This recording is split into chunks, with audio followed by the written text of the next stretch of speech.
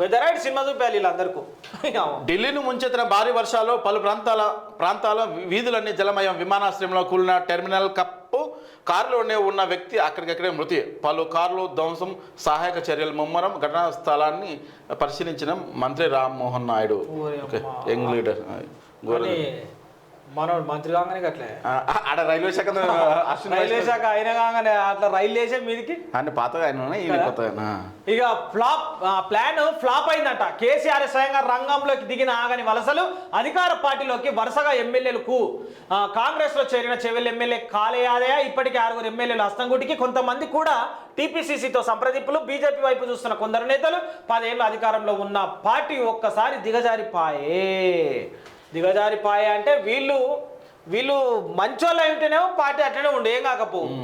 ఓడినా గెలిచినా కూడా అదే పట్టునుంటే అది పార్టీ అంటారు దాన్ని. వీళ్ళని నాయకులని అని చెప్పుకోవచ్చు. వీళ్ళు సక్కనైన వాళ్ళు కాదు కదా. వీళ్ళు ఎప్పుడున్నా కానీ నేను మొదటి నుంచి అదే చెప్తున్నా. ఇంట్లో కండువా ఎన్కో 2 కండువాలు మెడలో కండువా. ఏది అవసరం వస్తే కండువని మార్చుకునే కొడుకులందరినీ తీసుకొచ్చి ఎమ్మెల్యేలను మంత్రులను చేస్తే గిట్టనే ఉంటుంది రాష్ట్ర పరిస్థితి. అది ఏ పార్టీ అయినా సరే, రేపు కాంగ్రెస్ అయినా సరే.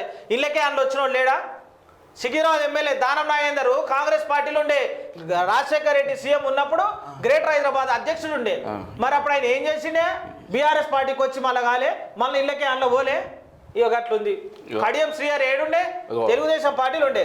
దానం నాగేందర్ పంచకుట చౌరస్తల దివాంచి దగ్గర బీడీలు అమ్మేట్టుకుంటారు. మేము కోతికాడి నక్కలం కాదు, కడియం శ్రీహరి లాగా కోతికాడి నక్కలం కాదు.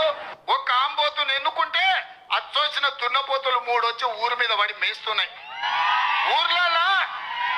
ఊర్లలో మైసమ్మకు తున్నపోతులను ఇచ్చిపెడతారు. అవి ఎక్కడ పడితే అక్కడ దొంగ చేనులలో పడి మేస్తాయి. ఇవాళ ఈ బాన్సువాడలో మైసమ్మకి ఇచ్చిన తున్నపోతులాక ఊరు మీద పడి మేస్తున్నారు. కొంచెమైనా సిగ్గుచేరం ఉందా అని నేను అడుగుతున్నా. ఇవి రేవంత్ అన్న తిట్టిన మాటలే.